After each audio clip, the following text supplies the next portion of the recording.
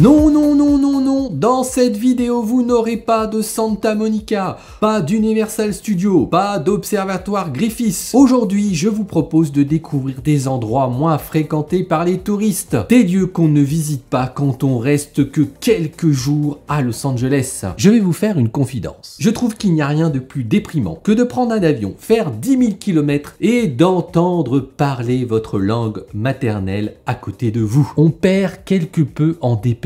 Et bien dans la plupart des lieux que je vais vous présenter aujourd'hui dans cette vidéo, vous serez un peu éloigné des touristes et donc vous aurez plus de dépaysement.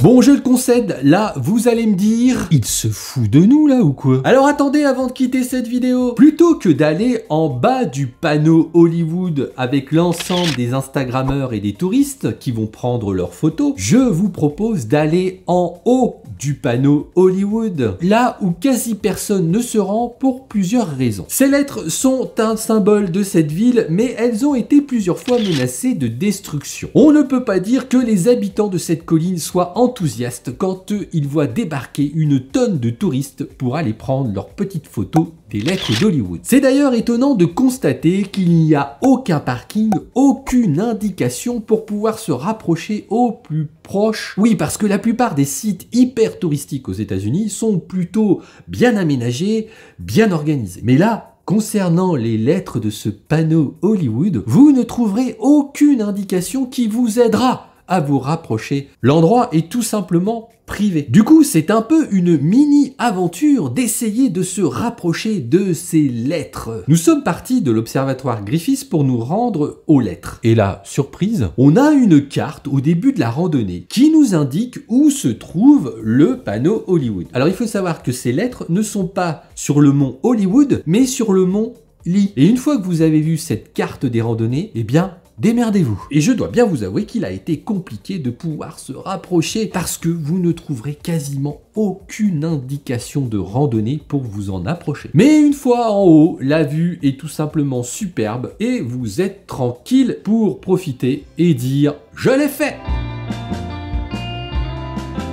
Tout le monde a tendance à se précipiter aux plages de Santa Monica et Venice Beach. Certes, elles sont sympas, mais hyper touristiques. Si vous voulez une ambiance un peu plus authentique, je vous invite à vous rendre à Manhattan Beach. Ici, on va retrouver le classique ponton avec à son bout un petit aquarium, mais là, vous allez retrouver le cliché californien puisque cette plage est envahie de surfeurs. Le quartier est vraiment sympa, alors je tiens à vous prévenir qu'il n'est pas forcément évident de se garer à proximité de la plage, mais si vous êtes courageux, eh bien éloignez-vous un petit peu du bord de mer et vous allez trouver des places assez facilement, voire gratuites. Selon moi, si vous aimez les spectacles, vous ne pouvez pas vous rendre à Los Angeles sans aller voir un show, qu'il soit sportif ou musical. Dans mon exemple ici, je vous ai mis un lieu situé sur les collines d'Hollywood. Il s'agit de l'Hollywood Bowl. Cette salle de plein air d'une capacité de 17 000 places offre des concerts de toutes sortes. Pour notre part, on a assisté à un concert de musique classique avec un magnifique feu d'artifice en fin de show. Je vous le conseille parce que je trouve que c'est un excellent moyen de s'immerger dans le quotidien des Américains. Les places sont plutôt abordables en termes de tarifs, mais je vous expliquerai tout ça dans une prochaine vidéo consacrée à ce sujet. Alors,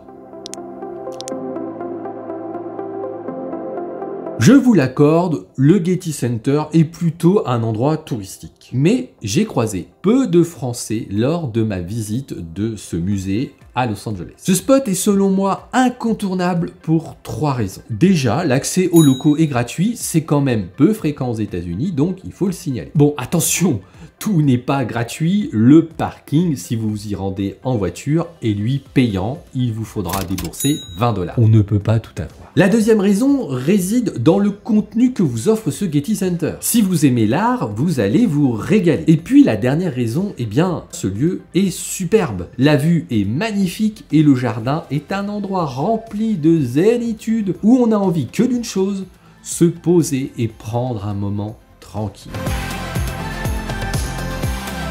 C'est là assurément un de mes coups de cœur lors de ma semaine passée à Los Angeles cet été. Le centre-ville de Los Angeles regorge de petits bijoux architecturaux.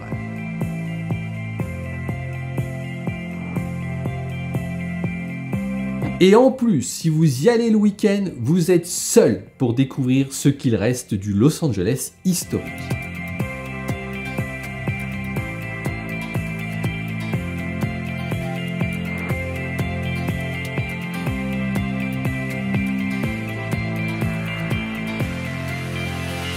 Le quartier renaît doucement mais sûrement, quelques endroits sont rénovés. Le petit funiculaire Angel Flight en est un exemple. Pour manger, je vous conseille le Grand Central Market, situé en face du petit funiculaire. Si vous voulez vous replonger dans le Los Angeles du siècle dernier, c'est incontestablement un endroit où il faut se rendre.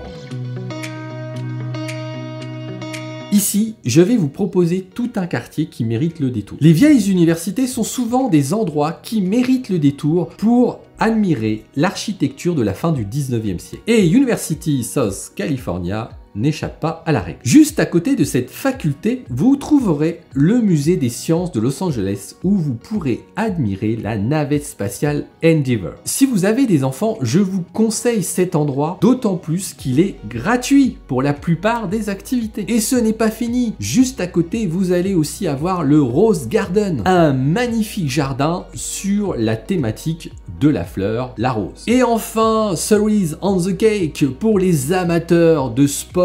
C'est ici que vous trouverez le Colisée de Los Angeles qui servit de stade de base pour les JO de Los Angeles en 1984. Et pour se rendre sur ces spots, je vous invite à prendre le métro car il vous dépose en plein cœur de ce quartier. On continue dans les musées et je vous emmène à un endroit où vous trouverez 3 musées importants dans un tout petit périmètre. Si vous aimez les voitures et en particulier les belles voitures, je vous invite à vous rendre au Peterson Museum. Vous trouverez de magnifiques voitures de collection. Le musée est parfaitement adapté aux enfants avec un coin qui leur est réservé. Le prix de l'entrée dépend de ce que vous souhaitez visiter, mais il faut compter au minimum une vingtaine de dollars par personne. Ensuite, vous pourrez vous rendre au LACMA. Les fans d'art se régaleront, mais ce musée est payant et faites attention aux horaires de visite qui sont assez restreints. Et enfin, vous avez le tout nouveau musée des Oscars ouvert depuis 1 an qui met à l'honneur le cinéma. En ce qui me concerne, je n'ai visité que le Peterson Automotive Museum. Il vous est conseillé de réserver les places à l'avance pour visiter ces musées. En complément de cette vidéo, je vous propose les lieux incontournables à visiter dans cette ville. Alors certes, plus connus, plus touristiques, mais ce sont quand même des incontournables. Allez, à tout de suite!